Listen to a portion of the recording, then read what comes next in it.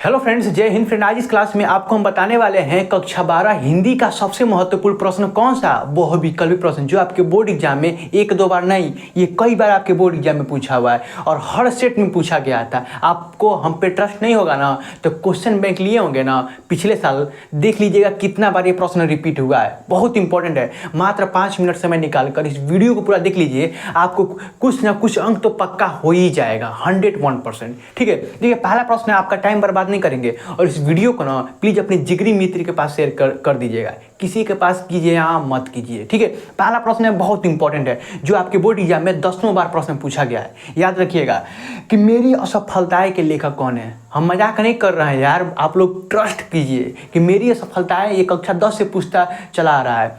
मेरी असफलताएं के लेखक कौन है, याद रखिएगा बाबू गुलाब राय। कौन है?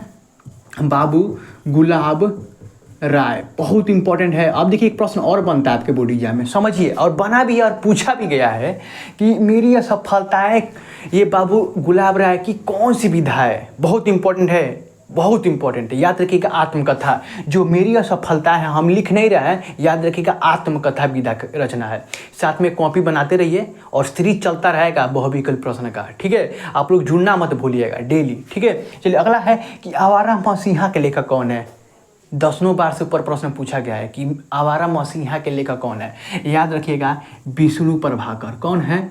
विष्णु प्रभाकर। कई बार प्रश्न छपा भी है और छपेगा भी इस बार 101%। रिकॉर्डिंग हो रहा है ना, बहुत बढ़िया। कि देखिए अब प्रश्न और बनता है कि आवारा मसीहा कौन सी विधा है। ये विष्णु प्रभाकर की कौन सी विधा है, कई बार प्रश्न पूछा गया है। ट्रस्ट नहीं है, पिछले साल देख लीजिएगा, क्वेश्चन बैंक लिए होंगे, देख लीजिएगा कि आवारा मसीहा ना, याद रखिएगा जीवनी विधा है। यहाँ पर हम लिख दे रहे हैं, आप लोग भूल जाएंगे। ठीक है, जीवनी विधा, और ये क्या था? आत्मकथा। आत्मकथा आप लोग बहुत जल्दी भूलते हैं, इसलिए आप लोग लिख लीजिए। ठीक है, अगला है परीक्षा गुरु के रचनाकार कौन है। ये तो हद है, ये कई बार प्रश्न हर सेट में लड़ता है कि परीक्षा गुरु के रचनाकार कौन है। हम पे आप लोग ट्रस्ट नहीं कर रहे हैं। अभी जो नए नए बच्चे होंगे ट्रस्ट नहीं करेंगे, कुछ वीडियो देख लेंगे ट्रस्ट हो जाएगा, परीक्षा देकर आएंगे ट्रस्ट हो जाएगा। अभी अर्धवार्षिक परीक्षा होगा, प्री बोर्ड होगा, उसमें ट्रस्ट हो जाएगा, उसके पहले ट्रस्ट दिला देंगे। परीक्षा गुरु रचनाकार कौन है, याद रखिएगा कौन है?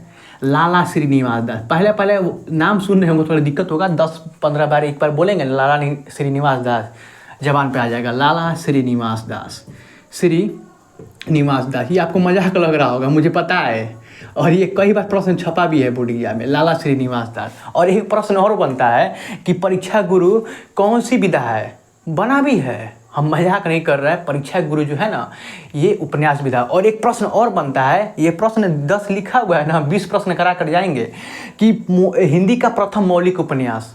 लगातार प्रश्न पूछा है।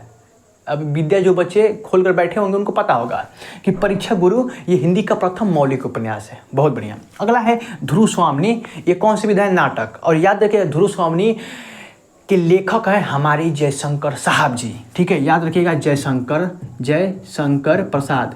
हम अब कहेंगे नहीं, कई बार प्रश्न पूछा, आप लोग ट्रस्ट खुद हो जाएगा जब पेपर देकर आएंगे तब। ठीक है, अगला है बाण भट्ट की आत्मकथा के लेखक कौन है।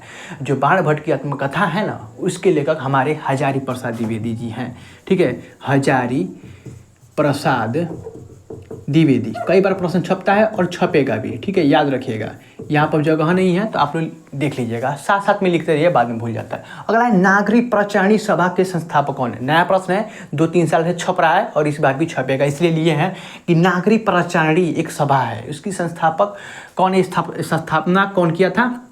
श्याम सुंदर दास। श्याम सुंदर दास। ठीक है, बहुत इंपॉर्टेंट है, छपेगा 101%। अगला है कि अशोक के फूल के लेखक कौन है। बहुत इंपॉर्टेंट है और प्रश्न बनता भी, अशोक के फूल कौन सी विधा है, तो याद रखिएगा निबंध विधा है और इसके लेखक हमारे हजारी प्रसाद द्विवेदी हैं। कौन है? हजारी प्रसाद द्विवेदी। ठीक है, याद रखिएगा, छपेगा 101%।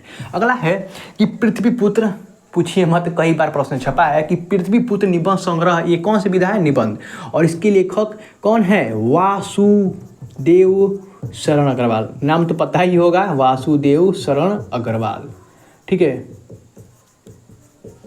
अगला है संस्कृति के 4 अध्याय के लेखक कौन है। सबको पता होगा, संस्कृति के जो 4 अध्याय के लेखक हैं हमारे रामधारी सिंह दिनकर हैं। कौन है? रामधारी सिंह दिनकर छपेगा 101% बोर्ड एग्जाम में। अगला है और छपा भी है ब्राह्मण पत्रिका, ठीक है, बहुत सारा पत्रिका है बट आज एक पत्रिका करा रहे हैं। ब्राह्मण पत्रिका के संपादक कौन है?